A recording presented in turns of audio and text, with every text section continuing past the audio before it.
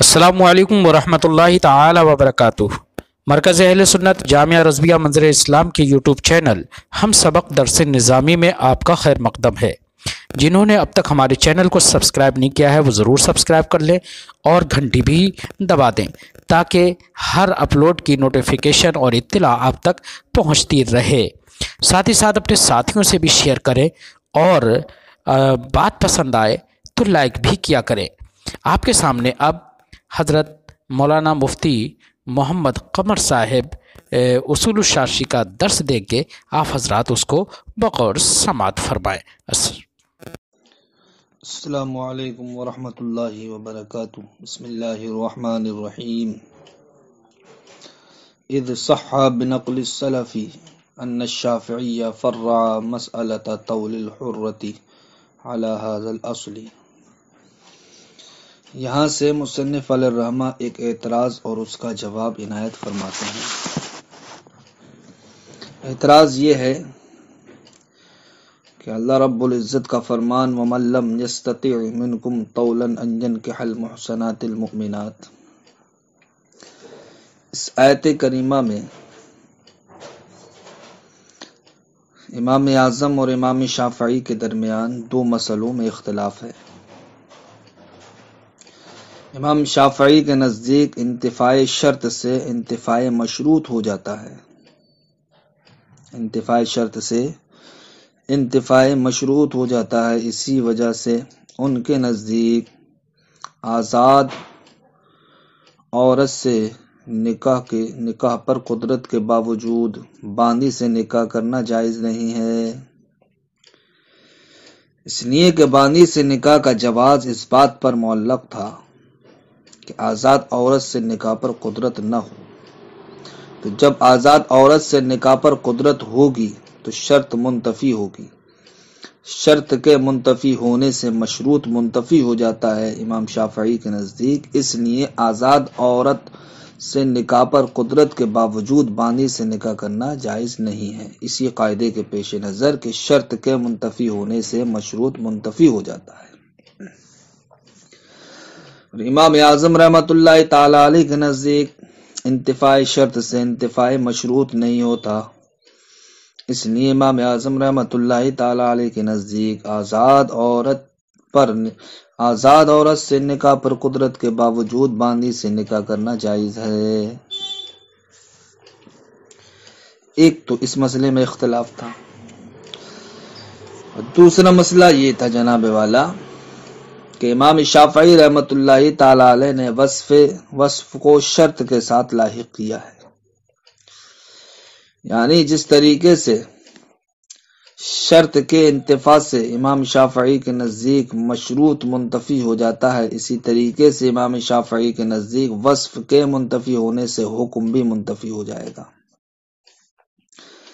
یہی وجہ ہے کہ امام شافعی رحمۃ اللہ تعالی علیہ کے نزدیک کتابیہ باندی سے نکاح کرنا جائز نہیں ہے، کتابیہ باندی سے نکاح کرنا جائز نہیں ہے، کیونکہ امام شافعی رحمۃ اللہ تعالی علیہ کے نزدیک وصف شرط کے درجے میں ہے، وصف شرط کے درجے میں ہے، تو جس طریقے سے شرط کے بغیر مشروط منتفی ہو جاتا ہے، ایسی وصف کے بغیر مشروط بھی منتفی ہو جائے گا۔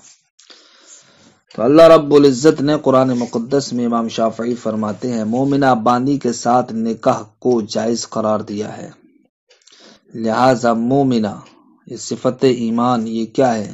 باندی کا وصف ہے۔ اب اگر مومن باندی سے انسان نکاح کرنا چاہے تو نکاح کر سکتا ہے امام شافعی کے نزدیک، لیکن کتابیہ باندی چونکہ مومنہ نہیں ہے لہذا اس میں وصف کیا ہو گیا؟ فوت ہو گیا، اور وصف کا فوت ہونا امام شافعی کے نزدیک چونکہ شرط کے مانند ہے، یعنی شرط کے فوت ہونے کے مانند ہے، تو جس طریقے سے شرط کے فوت ہونے سے مشروط فوت ہو رہا تھا، اسی طریقے سے امام شافعی کے نزدیک وصف ایمان کے مفقود ہونے سے اس کا موصوف یعنی کہ نکاح کرنا یہ بھی کیا ہو جائے گا؟ مفقود ہو جائے گا۔ اسی وجہ سے امام شافعی کے نزدیک کتابیہ باندی سے نکاح کرنا جائز نہیں ہے، لیکن امام اعظم رحمۃ اللہ تعالی علیہ کے نزدیک کتابیہ باندی سے نکاح کرنا جائز ہے، کتابیہ باندی سے نکاح کرنا جائز ہے، کیوں؟ اس لیے کہ ہمارے نزدیک وصف اس شرط کے درجے میں نہیں ہے، کیونکہ اگر ہم مان بھی لیں وصف شرط کے درجے میں ہے تو چونکہ ہمارے نزدیک شرط کے منتفی ہونے سے مشروط منتفی ہوتا نہیں ہے، اسی طریقے سے وصف کے منتفی ہونے سے موصوف بھی منتفی نہیں ہوگا۔ تو اس تفصیل سے جناب والا یہ معلوم ہوا کہ امام شافعی رحمۃ اللہ تعالی علیہ کے نزدیک طول حرہ کا مسئلہ اس اصول پر متفرع ہے کہ انتفاع شرط انتفاع مشروط کو واجب کرتا ہے، انتفاع شرط انتفاع مشروط کو واجب کرتا ہے۔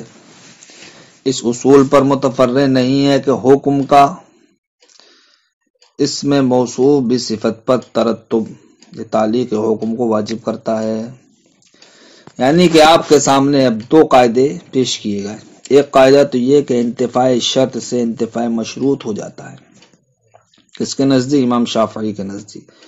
امام اعظم رحمۃ اللہ تعالی علیہ کے نزدیک انتفاع شرط سے انتفاع مشروط نہیں ہوتا۔ دوسرا قاعدہ کیا تھا کہ امام شافعی نے وصف کو شرط کے ساتھ لاحق کیا ہے، تو جس طریقے سے شرط کے مفقود ہونے سے مشروط مفقود ہو رہا تھا، اسی طریقے سے امام شافعی کے نزدیک وصف کے مفقود ہونے سے حکم کیا ہو جائے گا؟ مفقود ہو جائے گا۔ لیکن ہمارے نزدیک وصف کے مفقود ہونے سے حکم مفقود نہیں ہوتا ہے۔ تو یہ دو طرح کے جناب والا قاعدے ہو گئے۔ اب گفتگو اس پہ چل رہی ہے کہ آزاد عورت سے جو نکاح کرنے کا مسئلہ ہے وہ مسئلہ کس اصل پر متفرع ہے، کس قاعدے کے تحت ہے؟ آیا اس قاعدے کے تحت ہے کہ انتفاع شرط سے انتفاع مشروط ہو جاتا ہے، یا اس قاعدے کے تحت ہے کہ حکم کا ایسے اسم پر مرتب ہونا جو اسم کسی صفت کے ساتھ متصف ہے، تو چونکہ امام شافعی کے نزدیک وہ حکم بھی اس صفت کے ساتھ کیا ہو جاتا ہے؟ معلق ہو جاتا ہے، تو یا اس قاعدے پر متفرع ہے۔ اسی کے تعلق سے یہاں پر مصنف فرماتے ہیں کہ اسلاف سے بطریق صحت یہی منقول ہے کہ امام شافعی رحمۃ اللہ تعالی علیہ نے طول حرہ کے مسئلے کو اس اصول پر، کس اصول پر؟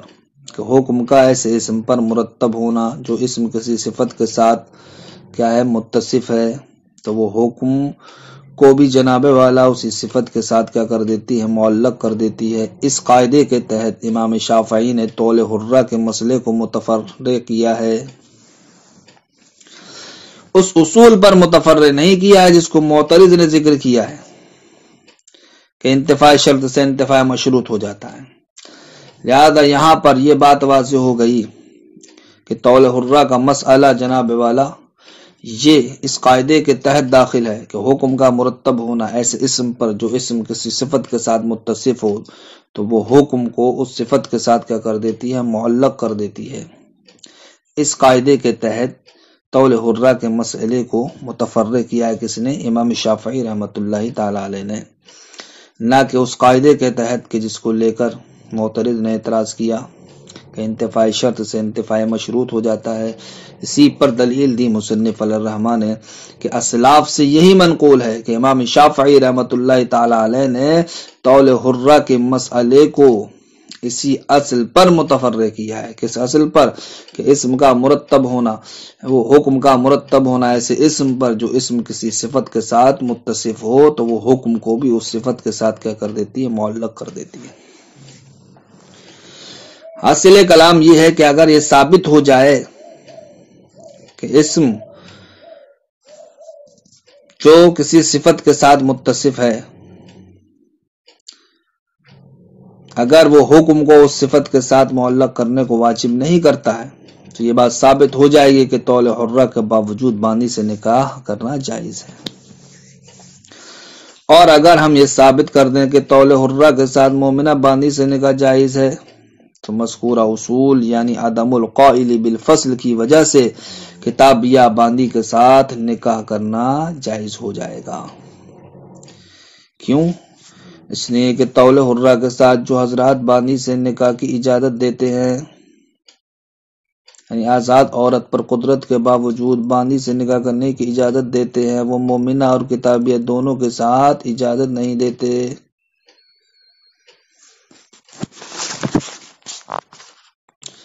یعنی اس بات کا کوئی قائل نہیں ہے کہ طول حرہ کے ساتھ مومنہ باندی کے ساتھ نکاح کی اجازت ہو اور کتابیہ کے ساتھ اجازت نہ ہو۔ تو مصنف فرماتے ہیں کہ یہ اصول احناف کے نزدیک انتفاع شرط سے انتفاع حکم نہیں ہوتا، اور امام شافعی کے نزدیک ہو جاتا ہے۔ اس کی مثال سابق میں گزر چکی ہے۔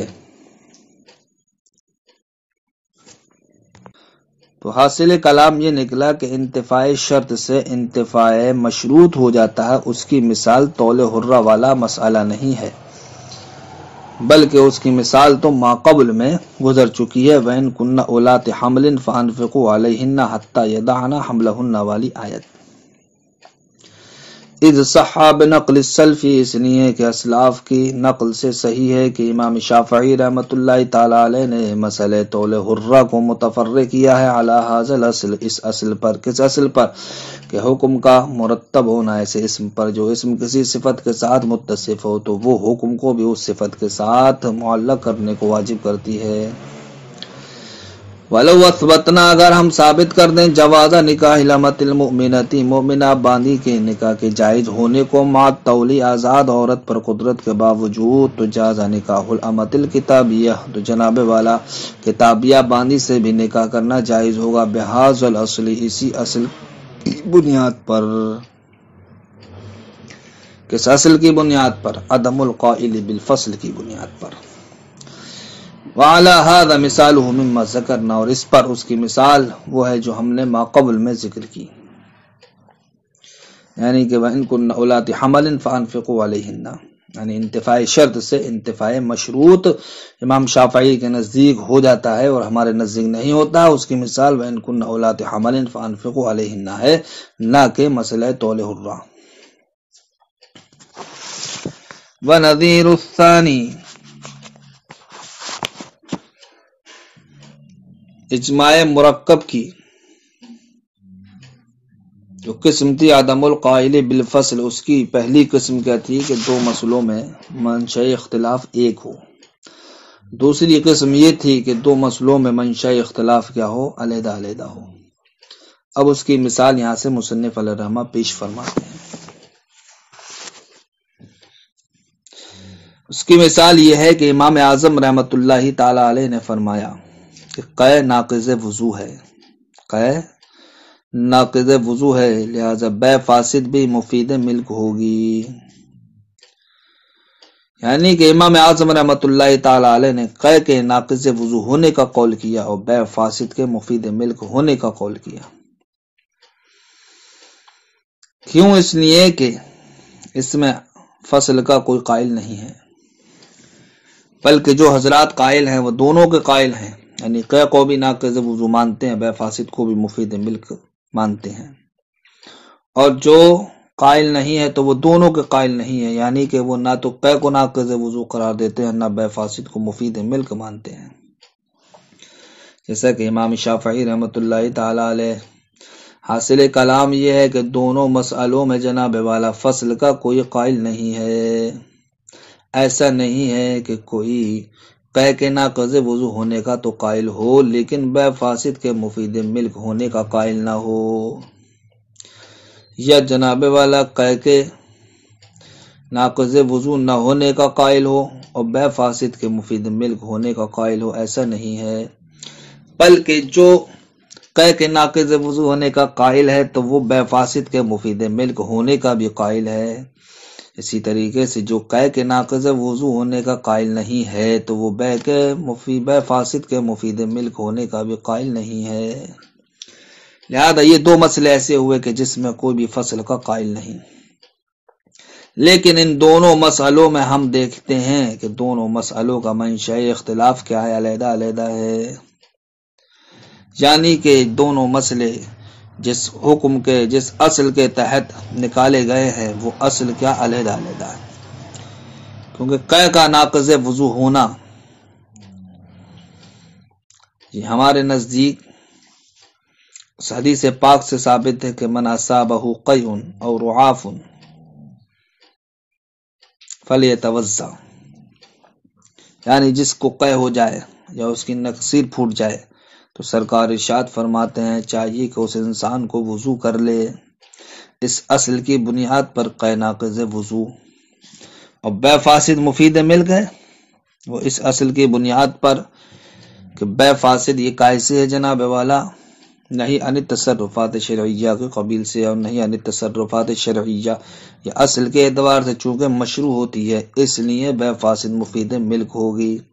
تو دیکھیے یہاں پر ان دونوں مسئلوں کا منشأ اختلاف، یعنی کہ جس قاعدے کے تحت یہ دونوں مسئلے متفرع ہوئے ہیں وہ قاعدے علیحدہ علیحدہ ہیں، لیکن یہ دونوں مسئلے ایسے ہیں کہ جس میں فصل کا کوئی قائل نہیں ہے، فصل کا کوئی قائل نہیں ہے۔ دیکھیں وَنَظِيرُ الثَّانِي إِذَا قُلْنَا أَنَّ الْقَيْءَ نَاقِضٌ فَيَكُونُ الْبَيْعُ الْفَاسِدُ مُفِيدًا لِلْمِلْكِ لِعَدَمِ الْقَائِلِ بِالْفَصْلِ۔ دوسری والی قسم کی مثال، جب ہم نے کہا کہ قے ناقض وضو ہے تو بے فاسد یہ مفید ملک ہوگی، کیوں؟ لِعَدَمِ الْقَائِلِ بِالْفَصْلِ، لِعَدَمِ الْقَائِلِ بِالْفَصْلِ، فصل کا کوئی قائل نہیں ہے اس وجہ سے۔ او یکون موجب العمد، یا یہاں سے مصنف علیہ الرحمہ یہ فرماتے ہیں، یا پھر آپ یوں کہیں کہ ہم احناف کے نزدیک جب قے کو ناقض وضو مانا جاتا ہے تو قتل عمد کا موجب بھی قصاص ہوگا۔ جب قے ناقض وضو ہے تو قتل عمد یہ قصاص کا موجب ہوگا، کیوں؟ وجہ وہی ہے کہ فصل کا قائل کوئی نہیں ہے، بلکہ جو حضرات قائل ہیں وہ دونوں کے قائل ہیں، یعنی قے کو ناقض وضو بھی قرار دیتے ہیں اور قتل عمد کا موجب قصاص بھی مانتے ہیں۔ جو حضرات قائل نہیں ہیں تو وہ دونوں کے قائل نہیں ہیں، یعنی نہ تو قے کو ناقض وضو مانتے ہیں نہ قتل عمد کو موجب قصاص مانتے ہیں، بلکہ دیت اور قصاص کے درمیان اختیار دیتے ہیں۔ بس عدم القائل بالفصل کی وجہ سے امام اعظم رحمۃ اللہ تعالی علیہ نے فرمایا جب قے ناقض وضو ہے تو قتل عمد کا موجب بھی قصاص ہے۔ او یکون موجب العمد القبض لعدم القائل بالفصل، یا پھر آپ اس طریقے سے کہیے کہ قے جب ناقض وضو ہے تو قتل عمد یہ جناب والا موجب قصاص ہے فصل کے قائل نہ ہونے کی وجہ سے۔ وَبِمِثْلِ هَذَا الْقَيْءُ غَيْرُ نَاقِضٍ فَيَكُونُ الْمَسُّ نَاقِضًا۔ مصنف کہتے ہیں کہ اسی طرح مثلا شوافع کہیں کہ جب قے غیر ناقض ہے تو مس مرت ناقض ہوگا۔ قے غیر ناقض ہے، یعنی کہ امام شافعی کے نزدیک قے چونکہ ناقض وضو نہیں ہے اس لیے کہ ہوگی قے غیر ناقض تو مس مرت ناقض ہوگا، کیونکہ فصل کا کوئی قائل نہیں ہے۔ بلکہ جو حضرات قائل ہیں دونوں کے قائل ہیں، یعنی قے کو بھی غیر ناقض وضو مانتے ہیں اور مس مرت کو بھی ناقض وضو مانتے ہیں، اور جو حضرات قائل نہیں ہیں دونوں کے قائل نہیں ہیں، یعنی نہ قے کو غیر ناقض وضو مانتے ہیں نہ مس مرت کو ناقض مانتے ہیں۔ لہذا یہ دو بھی مسئلے ایسے ہوئے کہ جن میں فصل کا کوئی قائل نہیں، یعنی کہ امام شافعی کے نزدیک قے غیر ناقض ہے، ہمارے نزدیک قے ناقض ہے۔ اسی طریقے سے امام شافعی کے نزدیک مس مرت سے وضو ٹوٹ جاتا ہے، لیکن ہمارے نزدیک مس مرت سے وضو نہیں ٹوٹتا۔ تو مسئلہ آپ کے سامنے یہ ہے کہ قے غیر ناقض ہے اور مس مرت ناقض ہے۔ تو اب دیکھیے ان دونوں مسئلوں میں فصل کا کوئی قائل نہیں ہے، اس لیے کہ امام شافعی کے نزدیک قے غیر ناقض ہے اور مس مرت ناقض ہے، ٹھیک۔ اسی طریقے سے امام اعظم رحمۃ اللہ تعالی علیہ ان دونوں مسئلوں میں اس بات کے قائل نہیں ہے کہ قے غیر ناقض ہو، بلکہ وہ کہتے ہیں قے ناقض ہے، اور مس مرت کے تعلق سے کہتے ہیں کہ مس مرت غیر ناقض ہے۔ تو اب دیکھیں یہاں پر امام شافعی اگر قائل ہیں تو دونوں مسئلوں میں قے میں غیر ناقض ہونے کا قائل ہیں، مس مرت میں ناقض ہونے کا قائل ہیں، اور امام اعظم اگر قائل نہیں ہے تو قے میں غیر ناقض ہونے کے قائل نہیں ہے اور مس مرت میں ناقض ہونے کے قائل نہیں ہیں۔ لہذا یا تو دونوں مسئلوں میں دونوں مسئلوں کے قائل نہیں ہیں، یا پھر دونوں مسئلوں میں دونوں مسئلوں کے قائل ہیں۔ لہذا یہ بھی عدم القائل بالفصل کے کیا ہوا؟ قبیل سے ہوا۔ وبمثل هذا القی، اور اسی کے مثل قے غیر ناقض ہے تو مس مرد کیا ہوگا؟ ناقض وضو ہوگا۔ وهذا ليس بحجۃ، اس کے تعلق سے فرماتے ہیں کہ یہ جناب والا اجماع کی قسم حجت نہیں ہے۔ تو عدم القائل بالفصل کی یہ دوسری قسم شرعی طور پر حجت نہیں ہے۔ کیوں نہیں ہے؟ اس لیے نہیں ہے کہ ایک فرع کا صحیح ہونا اگرچہ اس پر دلالت کرتا ہے کہ اس کی اصل بھی صحیح ہے، لیکن ایک فرع کے صحیح ہونا دوسری اصل کے صحیح ہونے کو ثابت نہیں کرتا ہے۔ یعنی کہ ایک قاعدے کے تحت جو مسئلہ متفرع ہوا ہے، اس مسئلے کا صحیح ہونا اس بات پر تو دلالت کرتا ہے کہ اس کی اصل صحیح ہے، لیکن ایک قاعدے کے تحت نکلنے والا مسئلہ یہ اس بات پر دلالت نہیں کرتا ہے کہ دوسرے مسئلے کی اصل بھی کیا صحیح ہے، یہاں تک کہ اس پر دوسرا مسئلہ متفرع کیا جائے۔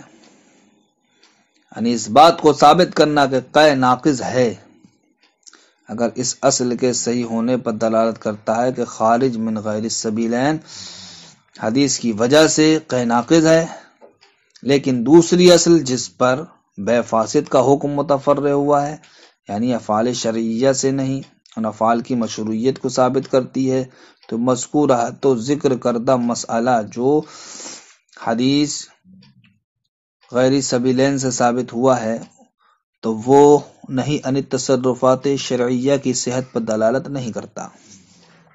جب ایسا ہے تو یہ قسم کیسے درست ہوگی؟ جب یہ درست نہیں ہے تو شرعاً حجت کیسے ہوگی؟ اس لیے مصنف علیہ الرحمہ فرماتے ہیں کہ اجماع کہ عدم القائل بالفصل کی یہ دوسری قسم حجت نہیں ہے۔ کیوں؟ لأن صحت الفرع، اس لیے کہ فرع کا صحیح ہونا وَإِن دلت علی صحت اصلی، اگرچہ اس کی اصل کے صحیح ہونے پر دلالت کرتا ہے، ولیکنها لا توجب صحت اصل آخر، لیکن اس اصل کا، اس فرع کا صحیح ہونا یہ دوسری اصل کے صحیح ہونے کو واجب نہیں کرتا۔ حتی تفرعت علیہ المسألۃ الاخری، یہاں تک کہ اس دوسری اصل پر دوسرا مسئلہ متفرع ہو جائے۔ جب معاملہ ایسا نہیں ہے، اس لیے عدم القائل بالفصل کی دوسری قسم کی حجت نہیں ہوگی۔ السلام علیکم ورحمۃ اللہ۔